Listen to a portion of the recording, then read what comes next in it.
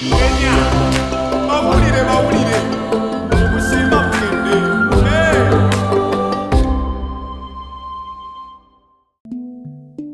your idea of an African big game hunt? Charging lions? Professional hunters with scary moustaches? Most of English who hunt in Africa, like me, go after antelope, and I'm the one with the facial hair today. My guides are 3 students in the Northern Cape Professional Hunting School in South Africa who are coming to the end of 7 months of training. We are after waterbuck today, correct? Yeah, nice big waterbuck bull right over here. So we're just going to walk up here and see if we can spot him. Brilliant. And plan from there. Perfect. And what would be regarded as a good waterbuck bull? Like something from 26 and a half up. And we're going to go after a nice old waterbuck bull. How do you know from 150 metres out whether it's a 24-inch bull or a 26-inch bull? Yeah, well, I have my team here, so we have eyes on the animal at all times. I'm not asking what you think about your team. I'm asking how SB knows how. Is it training? Is it the college? Of practice. Yeah, so a lot of practice. Just charging horns all day long. So is that one of the modules in the course that you have to learn? Horn judging, morning, night, judging horns. Yeah. So no excuses then? No excuses. The waterbuck is one of South Africa's most common antelope.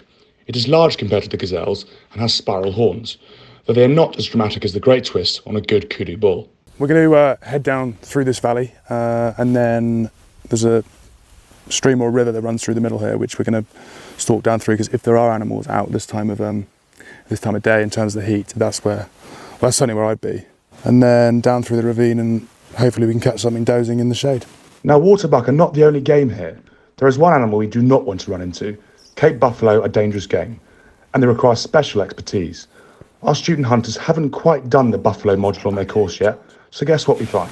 So we've got some fresh buffalo tracks heading the way we want to go, so we're going to have to be a little bit careful, obviously, because buffalo are notoriously unfriendly at the best of times. SB sends one of his fellow students, Jared, up the hill to get a clearer view. Jared transmits back to us the international symbol for a buffalo. Buffalo. SB, buffalo. We prepare to make a tactical retreat. It's only when we comes down that we find out it wasn't a buffalo after all. So it wasn't buffalo. The miscommunication from this was actually this. So, we've seen 2 pigs. One we know is a boar, and one we're not sure on, so I guess we just creep up on them and hope that we don't bump into the buffalo. Then our luck changes. So we just bumped a really, really nice waterbuck bull from right beneath us. We thought we'd clear this out, but he literally must have been down by this watering hole here, and funny that being a waterbuck.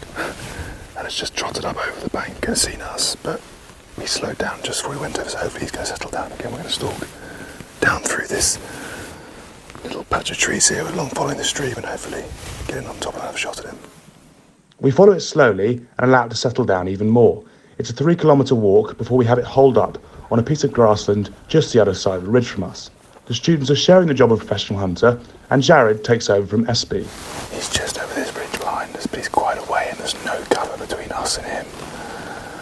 So these guys are just discussing themselves what they might do, but I'd probably suggest we wait and see what he does, because he is moving at the moment, but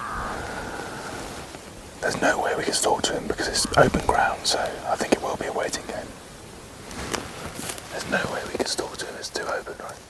Yeah, we're just going to have to wait. Yeah, agreed. We wait and we wait. The animal is out of range. It has to come to us if we're going to be in with a chance. 2 members of our team walk a long way round behind it to move it, and then we get our second lucky break. It does exactly that. It's going to be a 160-metre shot. Thanks for the shoulder on it. Good shot.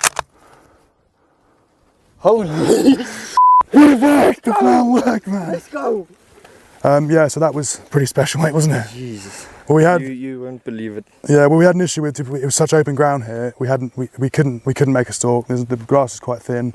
So the only way we had to get him, we either wait him out and light's getting low, or we getting late. or we try and get him moving a little bit. So we sent a couple of guys out. Yeah, we sent 2 guys to come chase them out. This waterbuck bull, and the plan worked. We got our waterbuck bull. For once, a plan actually came together. For once, actually. Yeah, so he ran, he sort of moved a bit away from us, then he came back, and then he was flirting with going the wrong way. Yeah. And then he then set about a course, and we just had to wait for him to clear a couple of rocks, and as soon as he turned broadside, about 140 was it? Yeah, 140. Yeah. Guys, you nailed it. Yeah, we were taking our time, but he looked like he was going to come down there. Yeah. For a bit. This bull is past its breeding best, and it's time to take it out of the herd. When these guys go out into the world and become professional hunters, a lot of their income is going to come from their ability to judge horn quality and length. For many hunts, the better the trophy, the more money for them, and the more money for that wildlife conservation locally. So what do they look for? It has this growth on the ribs of the horns, which shows it is a good, nice old bull, and obviously the horn size. I mean, the trophy is an important part of the hunt. For that specific bull, I'm looking close to 27, 28 inches. We've done a lot of horn judging with our Roland Ward and at the lodge and everything. So if my judging is not out, probably like 27 and a half. They take the animal away in a truck and unload it into the larder, from where the meat will go on to a local game dealer. For more about courses at the Northern Cape Professional Hunting School, or to book hunting there via the Cornish Sporting Agency, there are links in the description below.